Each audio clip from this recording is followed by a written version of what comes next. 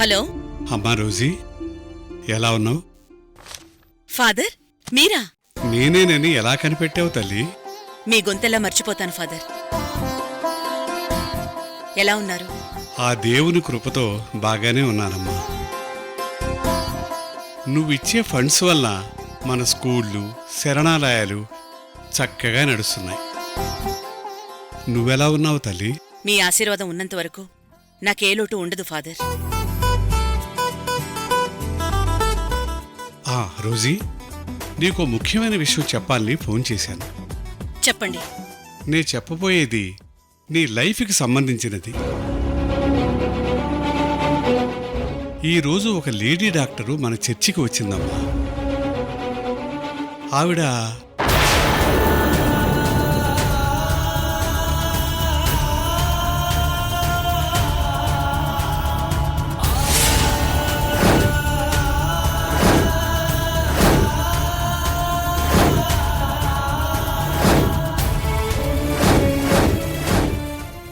నీ పట్ల చేసిన అపచారం ఏమిటో నాకు తెలియదు.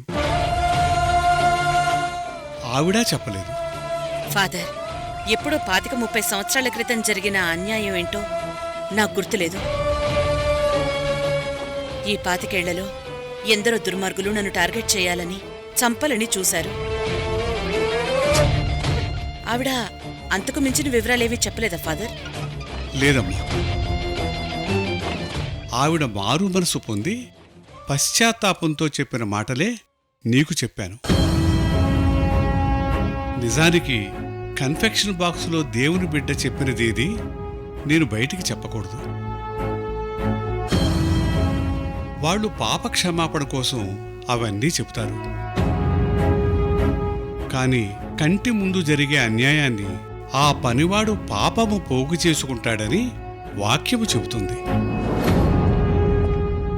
25 ఏళ్ల క్రితం ఆ డాక్టరు చేసిన అన్యాయం వల్ల నువ్వు ఇప్పటికీ బాధపడుతున్నావని,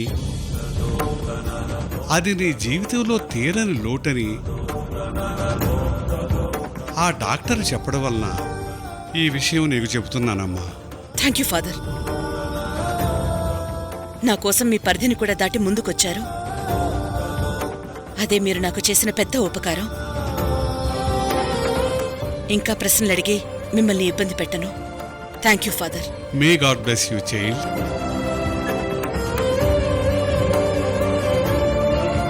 30 ఏళ్ల క్రితం నాకేదో అన్యాయం జరిగిందని ఒక డాక్టర్ చెప్పిందా? ఏమై ఉంటుంది? పైగా దానివల్ల కలిగిన లోటు ఇప్పటికీ నా లైఫ్లో ఉందని చెప్తోంది. అదేమై ఉంటుంది?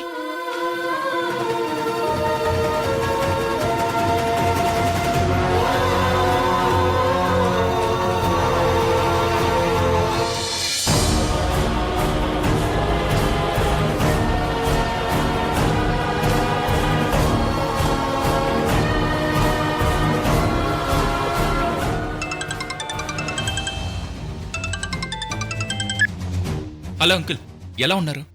అరవింద్, అపర్ణ మీ ఇంట్లో ఎందుకుంటుంది?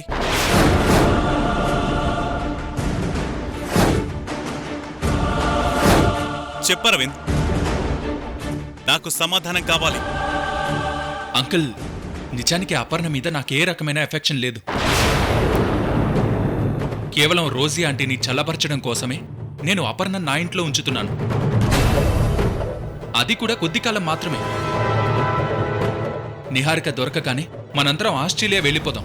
అంటే ఆ రోజు వల్ల నీకు ప్రాణహాని ఉందంటావా? ఉందంకుల్. అందుకే నేను వాళ్లతో సామరస్యంగా ఉంటున్నాను. ఆ రోజు ఇంతకుముందు ఒక కూతురు విషయంలో 4 కుర్రాళ్ళని ఇలాగే మర్డర్ చేసిందంట. ఇప్పుడు నన్నేం చేస్తుందో అన్న భయంతో ఆవిడ చెప్పినట్టే వింటున్నాను. లేదు, అది అబద్ధం. నువ్వు అపర్ణని పెళ్లి చేసుకోవడం రోజీ గారికి ఇష్టం లేదని విన్నాను. ఆవిడ వద్దని చెప్తున్నా అపర్ణ నీకోసమే వచ్చేసిందని తెలిసింది.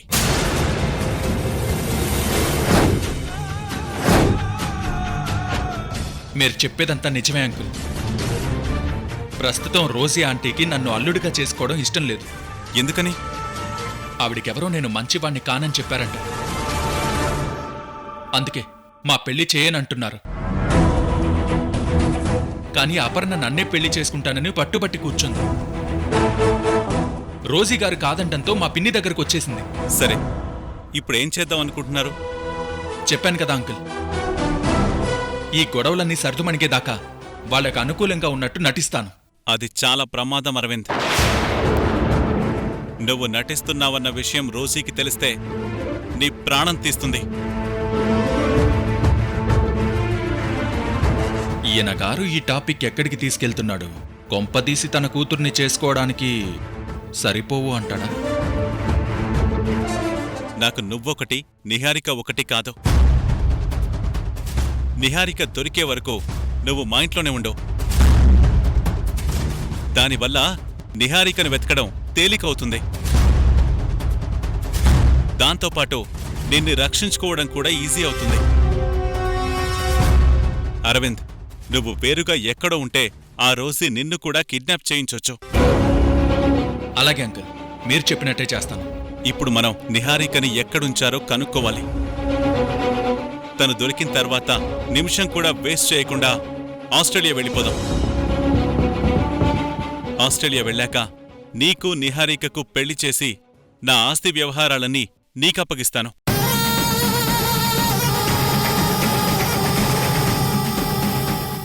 ఓకే అంకుల్, నేను మీ ఇంటికి వచ్చేస్తాను. అక్కడి నుంచే నిహారికని వెతుకుతాను. Very good Aravind. నేను నిహారిక గురించి మినిస్టర్ గారికి కూడా రిపోర్ట్ చేశాను. డిపార్ట్మెంటు దామినిని ఈ కేసు నుంచి తప్పించింది. సిఐ శ్రీనివాస్ ఈ కేసుని ఇప్పుడు డీల్ చేస్తున్నాడు. ఆయన నిహారిక ఆచూకీ త్వరలోనే తెలుసుకుంటారని చెప్పారు. ఓకే అంకుల్, నేను మిమ్మల్ని కలుస్తాను. ఓకే.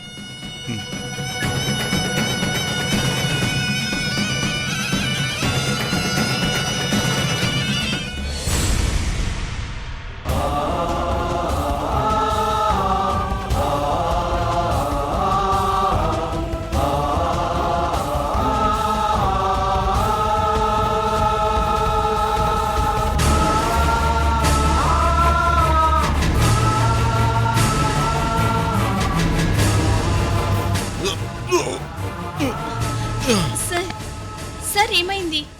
తెలియడం లేదు. సార్ కళ్ళు తిరుగుతున్నాయి. సార్ సార్ పడిపోయేలా ఉన్నాను.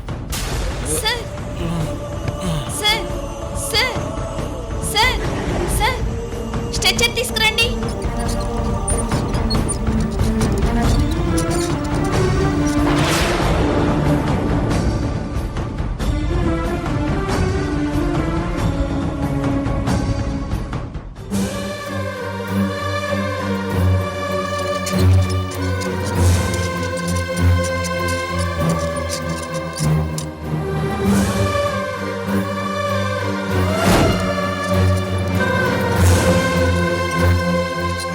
సిస్టర్, ఏమైంది?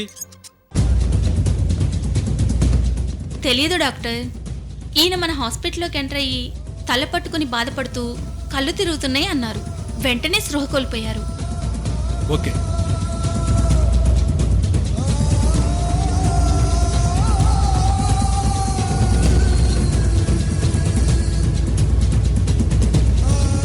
ఓకే, ఒకసారి అన్ని టెస్టులు చేయిద్దాం. పరిస్థితి ఏంటో తెలియకుండా ఏ నిర్ణయం తీసుకోలేం. కమాన్, తీసుకురండి.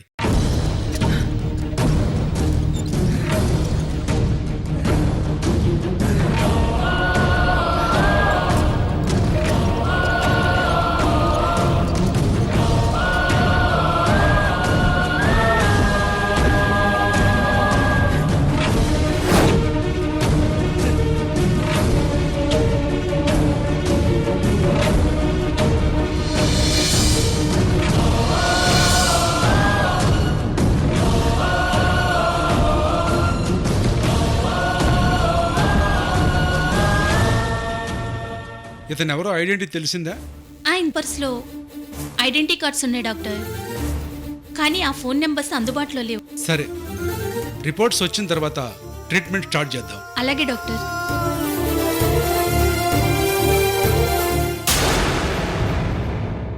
అమ్మా అమ్మా ఏమైంది లోకి? ఎందుకు కంగారు పడుతున్నావు? అమ్మా, ఆ అరవింద్ ఏదో ప్లాన్ చేస్తున్నాడు. చక్రవర్తి ఇంటికి షిఫ్ట్ అవుతాడంట. ఇక నుండి అక్కడే ఉంటాడంట. మరి అపర్ణను ఏం చేస్తాడు? ఈ విషయం అపర్ణకి ఇంకా తెలియలేదమ్మా. అసలు చెప్తాడో లేదో. అయినా ఇప్పుడు అర్జెంటుగా చక్రవర్తి ఇంటికి ఎందుకు షిఫ్ట్ అవుతున్నాడు? తెలీదమ్మా. కానీ చక్రవర్తి ఫోన్ చేసి అడగగానే ఒప్పుకున్నాడంట. చక్రవర్తి తనకి తానడిగాడా లేక అరవిందే వస్తానన్నాడా? చక్రవర్తి అపర్ణ గురించి అరవింద్ని నిలదీశాడంట.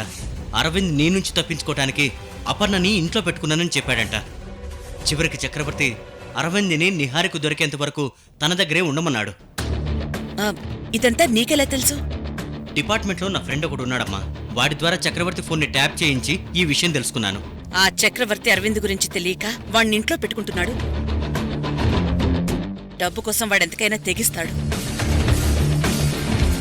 ఇప్పుడు నిహారికతో పాటు చక్రవర్తి కూడా ఆపదలో ఉన్నాడు.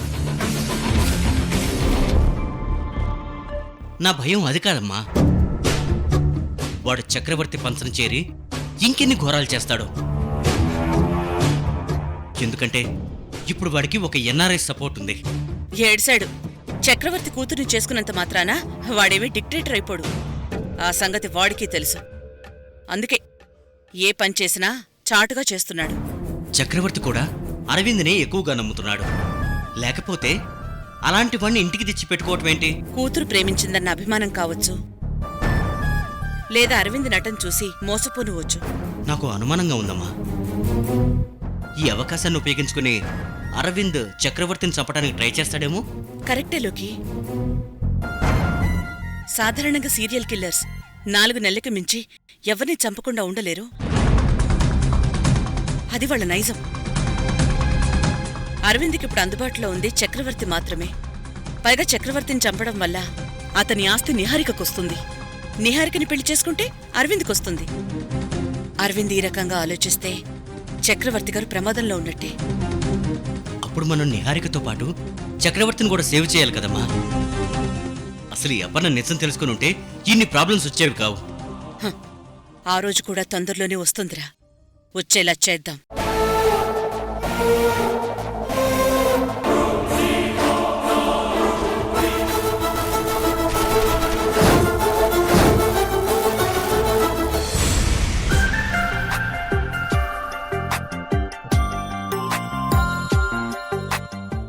అపర్ణ, ఏంటిది? నువ్వు డాక్టర్వి, ఇలాంటి పనులు చేస్తావేంటి? డాక్టర్నైతే నా ఇంటి పని నేను చేసుకోకూడదా? చదువుకునే రోజుల్లో కూడా నా వర్క్ నేనే చేసుకునేదాన్ని. సర్లే, నువ్వెప్పుడు ఇలాగే చెప్తావు. నీతో ఒక విషయం చెప్పాలి, ఇలారా.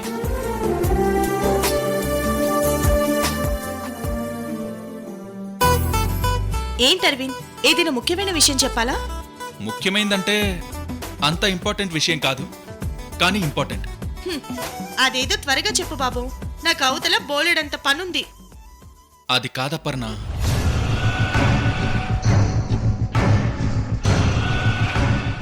నువ్విలా నానుస్తున్నావంటే అదేదో ఇంపార్టెంట్ విషయమే అయ్యుంటుంది. అదేంటో చెప్పు.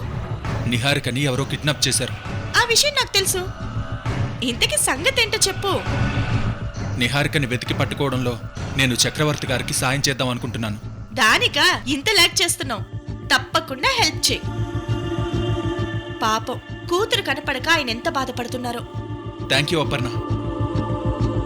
చక్రవర్తి గారు ఒక్కరే ఉండి బాధపడుతున్నారు. నిహారిక దొరికే వరకు నేను ఆయన దగ్గరే ఉంటాను.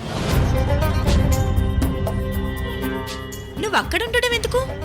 అది కాదు, నేను అక్కడే ఉండి ఒక ప్లాన్ ఆఫ్ యాక్షన్తో వెతికితే నిహారిక తప్పకుండా దొరుకుతుంది.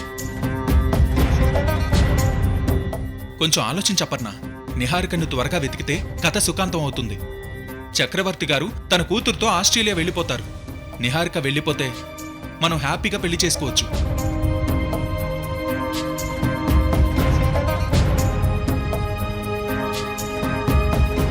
నువ్వు చెప్పేది నిజమేనా?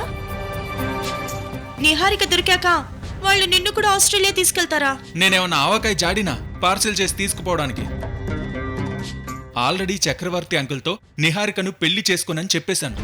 ఓ,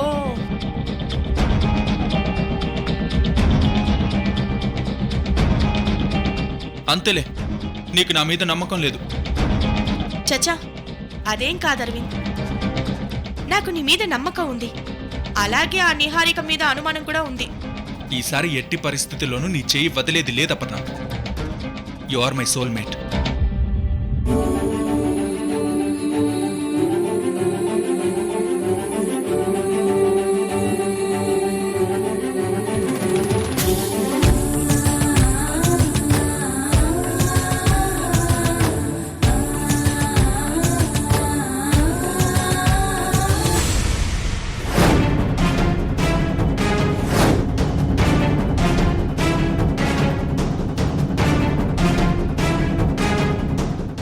ఓకే అరవింద్, వెళ్ళిరా. నువ్వు వచ్చే వరకు నేను అత్తయ్యని మావిని చూసుకుంటూ జాగ్రత్తగా ఉంటాను. Thank you darling. I know నీది చాలా మంచి మనసు. వెళ్ళొస్తాను.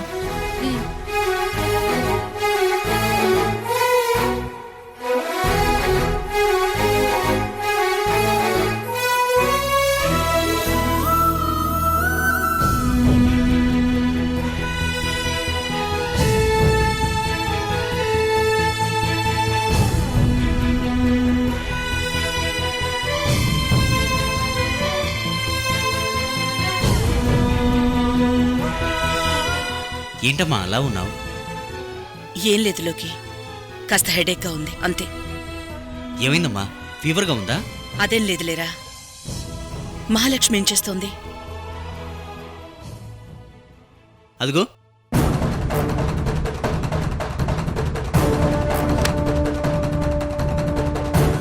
ఏంటమ్మా ఏమైంది? ఆనంద్కి బెయిల్ వచ్చిందా? జడ్జి గారు ఏమన్నారు? బెయిల్ రిజెక్ట్ అయింది. మహా, ఆనంద్ గురించి నువ్వేం భయపడుకో. త్వరలోనే బెయిల్ సంపాదిద్దాం. అదంత తేలిక కాదమ్మా. ఆనంద్ని విడుదల చేస్తేనే నిహారికని వదులుతామని ఎవరో లెటర్ పెట్టారు.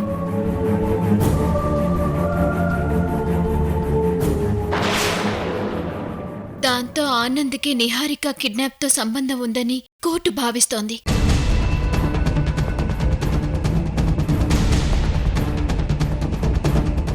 అంటే ఇదంతా కావాలని ఎవరో చేస్తున్నారన్నమాట. సరే, ముందు నిహారిక కిడ్నాప్ విషయం తేలితే ఆనంద్కి బెయిల్ ఈజీగా వస్తుంది. అసలు నిహారిక కిడ్నాప్కి ఆనంద్ విడుదలకి సంబంధం ఏంటో నాకు అస్సలు అర్థం కావట్లేదమ్మా. ఇదంతా ఏదో కోల్డ్ ప్లానింగ్ లా ఉంది. నిహారిక కేసు నుంచి దామినిని కావాలని తప్పించారు. ఆనంద్ విడుదల కోసమే నిహారికని కిడ్నాప్ చేశారని క్రియేట్ చేశారు. అంటే ఇదంతా ఎవరో కావాలని చేశారు. కేవలం నిన్ను టార్గెట్ చేయడానికే నిహారికను ఉపయోగించుకున్నారు. అవునులోకి, ఎవరో మన మీద నేరం మోపాలని చూస్తున్నారు. అలా చూసేవాళ్ళిద్దరే ఉన్నారు. ఒకటి లక్ష్మి, ఇంకొకళ్ళు అరవింద్.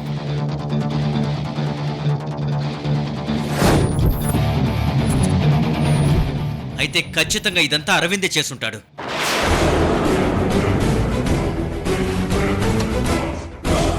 వాణ్ణి 4 పీకితే నిహారిక ఎక్కడుందో చెప్తాడు.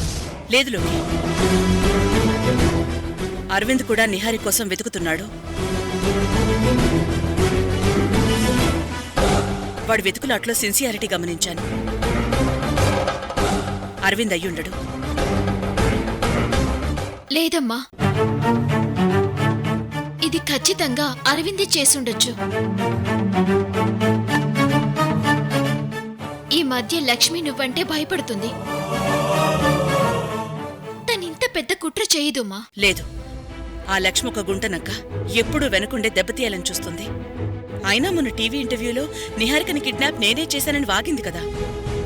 ఆ తర్వాతే కదమ్మా నువ్వు తనకి వార్నింగ్ ఇచ్చావు. అప్పటినుంచి సైలెంట్ అయింది. అయినా నిహారికి ఇండియా వచ్చిన విషయం అరవింద్కే కదమ్మా తెలిసేది.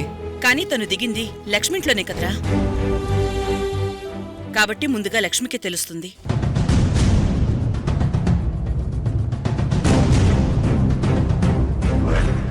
కరెక్టే అమ్మా, ఆ అవకాశం కూడా ఉంది. మరిప్పుడెలా? లోకి, చక్రవర్తి ఇంట్లో మన మనిషి ఉంటే అసలు అక్కడ ఏం జరుగుతుందో మనకు అర్థమవుతుంది. నువ్వో మహాలక్ష్మో అయితే బెటర్. అదెలా కుదురుతుందమ్మా? నేను అన్నయ్య అక్కడ అందరికీ తెలుసు. మమ్మల్ని చూడగానే గుర్తుపట్టేస్తారు కదా.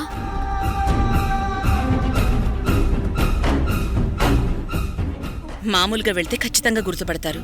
లోకి, నువ్వెలా వెళ్లాలో నేను చెప్తాను. ప్రిపేర్డ్గా ఉండు. అలాగేనమ్మా.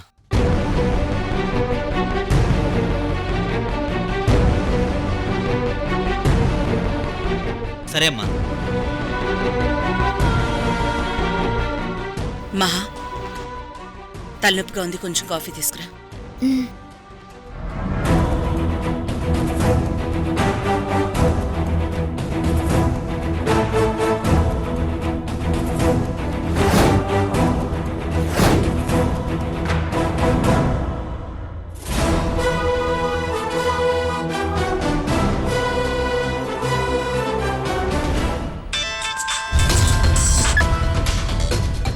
నమస్తే మేడం.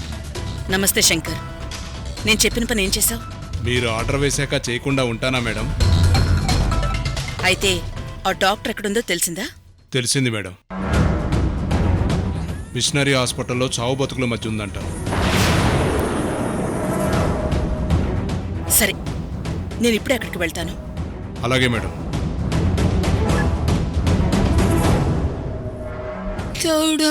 ఆ, చౌడప్పా,